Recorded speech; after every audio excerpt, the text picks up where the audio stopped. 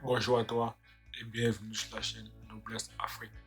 Moi, c'est Robin Tani, créateur de cette chaîne destinée à tous ceux et celles qui veulent acquérir leur liberté financière afin de rendre à l'Afrique sa lettre de noblesse.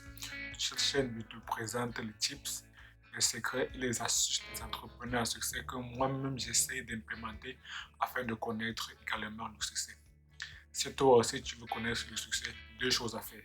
La première chose à faire, c'est va dans la barre de description, clique sur le lien qui te permettra de recevoir un petit livret que j'ai écrit intitulé 5 bonnes raisons de devenir riche. Et la deuxième raison, c'est que je t'invite à t'abonner et activer la cloche de notification pour être informé de toutes nos prochaines publications qui paraîtront le lundi, le mercredi et le vendredi à 21h, heure de Paris. Sans plus tarder, entrons dans le vif du sujet. L'écrivain français Christophe André a dit un jour qu'il existe deux moyens de devenir riche. Avoir beaucoup d'argent ou avoir peu de moyens. Peu de moyens, ça veut dire peu de charges. Alors, dans cette vidéo, je te propose 5 techniques pour commencer à dépenser moins. La première technique consiste à se payer en premier. Le Père riche de Robert Kiyosaki, dans le livre Père riche, Père pauvre, dit que les gens de la classe moyenne et les gens pauvres ont pour habitude de payer d'abord les créanciers avant de se payer eux-mêmes. Et si l'on vise vraiment un enrichissement personnel, dans ce cas, il est plutôt recommandé de faire l'inverse, donc se payer en premier avant de payer ses créanciers. Donc, les gens qui veulent rester dans la pauvreté, donc déjà, eux, ils vont d'abord, quand ils vont recevoir leur revenu, ils vont d'abord tout payer. Et les gens de la classe moyenne, ils vont se payer environ 5 à 10% de leur revenu et maintenant payer leurs charges mensuelles. Et les gens qui visent la richesse, ils vont se payer 15 à 20% de leur revenu et maintenant payer leurs charges.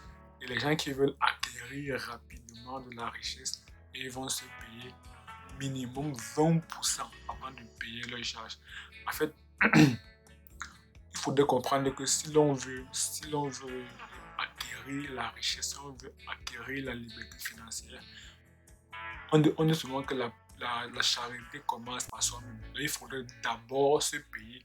Donc, quand ton revenu arrive à la fin du mois, par exemple, disons par exemple 1000 euros pour avoir un chiffre rond, tu payes minimum 20%. Ça veut dire que ça veut dire que tu te payes 200 euros pour ta formation et pour tes investissements. Et maintenant, le reste, maintenant, tu peux maintenant commencer à payer tes créanciers. Donc, tu peux commencer à payer ton logement, tes factures, pour ton alimentation, bon, bref, toutes tes autres charges. Mais la priorité, dès que tu reçois ton revenu ou bien ton salaire à la fin du mois, c'est de te payer en premier parce que la charité commence par soi-même. Et si on vise un enrichissement et un enrichissement rapide, bon, quand je parle de rapide, c'est pas 2 mois, 3 mois, c'est un enrichissement au bout de 2, 5 ans, 10 ans. Il faudrait d'abord se payer en premier. Et pour appliquer cette technique de se payer en premier, le principe est simple. Il faudrait programmer dès le début de chaque mois un virement automatique vers un autre compte, de préférence une banque en ligne pour éviter certains frais bancaires. Et lorsqu'on fait un virement dans un autre compte, maintenant l'argent qui reste là sera maintenant pour les diverses charges mensuelles. Et dans la somme qu'on a bloquée, il y a une partie qui sera réservée à une épargne et l'autre partie sera pour l'investissement. Généralement, lorsqu'on épargne, lorsqu'on on se paye environ 20%, généralement, il est, il est recommandé d'avoir 10% pour l'épargne et 10% pour l'investir. Et l'investissement commence d'abord par la formation. Et la deuxième technique consiste à tout payer en début du mois. Donc, ça peut être le premier du mois, le 3 du mois ou bien le 5 du mois. Bon, bref, tout ça, il faudrait payer en début du mois.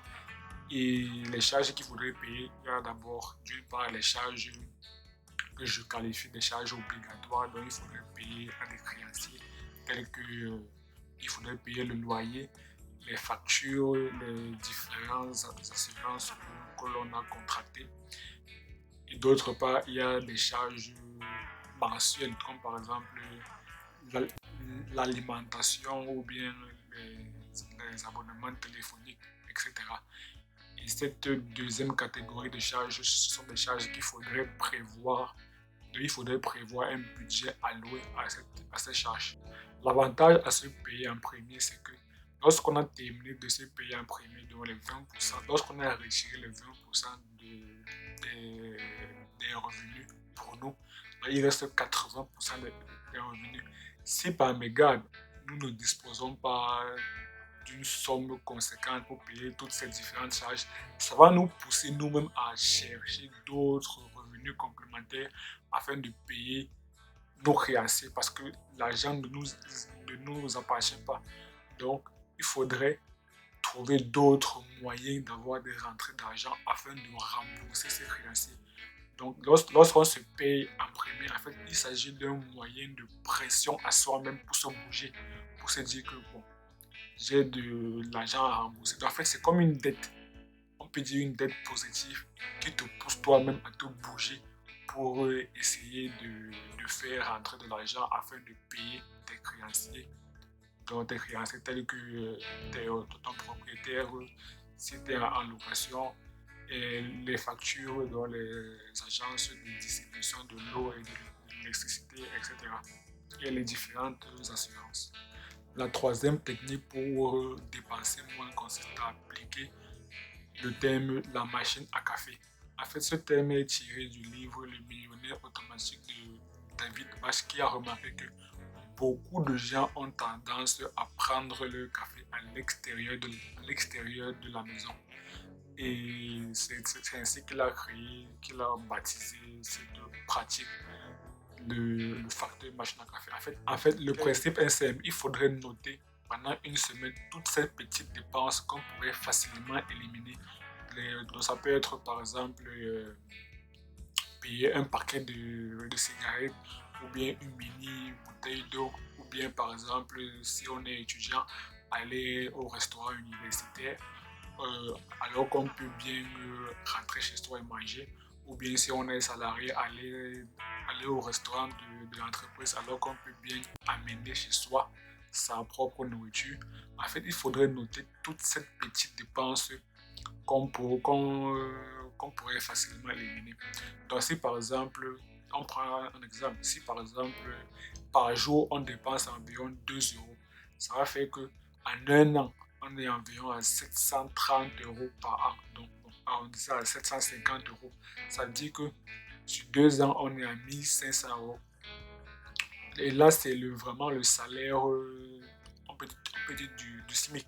Et même avec 750 euros, donc si une personne a pour habitude si les charges d'une personne s'élèvent à environ 600 euros, ça veut dire qu'avec 750 euros, la personne peut rester un mois à la maison sans travailler, mais elle pourra toujours subvenir à ses besoins.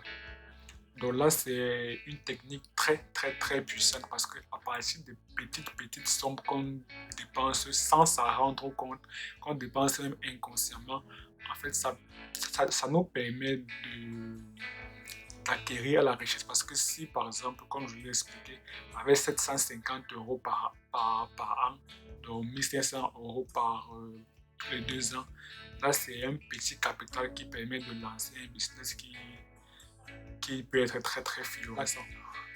La quatrième technique consiste à appliquer la règle des 30 jours. Cela signifie quoi? Cela signifie que si par exemple, lorsqu'on passe devant un magasin, on voit par exemple un sac Chanel à 500 euros ou bien une veste en famille de singe, comme dirait l'autre, à 1000 euros, ou bien une chaussure Louboutin à 600 euros, alors là, on doit se faire violence et attendre 30 jours pour se décider. Si au bout de 30 jours, on est toujours convaincu que c'est un article qu'il nous fallait vraiment, alors là, on peut s'autoriser à acheter l'article. Mais si au bout de 30 jours, on ne ressent pas le besoin d'absolument acheter cet article, dans ce cas, on ne le paye pas tout simplement. La cinquième et dernière technique consiste à avoir une épargne de minimum 6 mois de salaire. Certains recommandent même d'aller jusqu'à 12 mois, donc un an de salaire, et d'autres même vraiment encore plus loin, en proposant 24 mois, donc 2 ans de salaire pour être très très serein. En fait, cette épargne de sécurité, c'est un peu comme une ceinture de sécurité, comme disait l'auteur du millionnaire automatique David Bach. C'est comme une ceinture de sécurité en cas d'accident. Mais moi, c'est ma recommandation personnelle. Lorsque, Lorsqu'on se paye en premier les 20%, on réserve 10% pour une épargne et 10% pour investir. Donc, ça veut dire qu'on va épargner en même temps qu'on investit. Moi, je ne recommande pas d'avoir d'abord une épargne de 6 mois de salaire avant de commencer à investir. Pour moi, ce n'est pas très, très pertinent à mon sens. Nous sommes arrivés au terme de cette vidéo. Alors, si tu as aimé la vidéo, je t'invite à liker et à partager pour que cette vidéo parvienne au maximum de personnes qui veulent réduire leurs dépenses. Et je t'invite également à commenter s'il y a un point que j'ai abordé, une technique que j'ai abordée sur laquelle tu n'es pas d'accord, ou du moins s'il y a une autre technique que tu aimerais proposer, alors je t'invite à le mentionner dans la barre des commentaires. Et on se quitte avec cette citation de Robert Kiyosaki. Et à la prochaine.